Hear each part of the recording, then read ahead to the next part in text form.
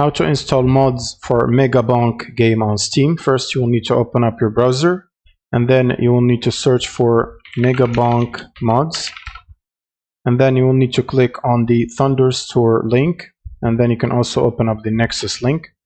Now from Thunderstore, you will need to download the BipNX loader, which is this one. Click on it, then scroll down and click on manual download, and it should start downloading the BipNX loader.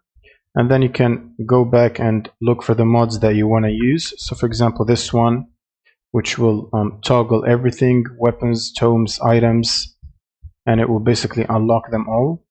You can also check the Nexus mods for more mods if you want to. So for example, this weapon unlocker mod. And there is also other mods such as Tony Bonk's Mega Rail Builder.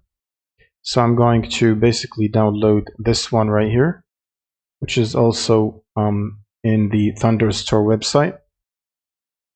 And then you will need to click on manual download as well to download it, and do the same for the other mods that you want to use. And once you've downloaded all the mods, you will need to extract them from the zip file. So first we'll start with the BipNX. Open it right here and drag the BipNX folder out to the desktop.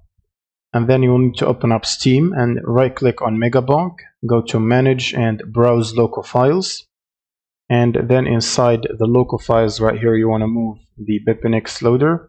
So open up the BipNX pack file folder and then copy everything inside it and move it to the games installation directory. And then inside BipNX folder, open it and then open the plugins folder, or create a plugins folder if you don't have it.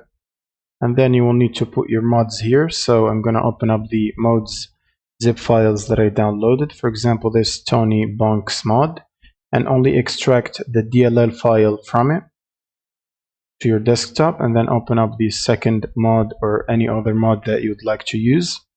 So for example this toggle everything, drag the DLL as well to the desktop, and then you will need to put those DLLs into the plugins folder where the game is installed inside BipNX.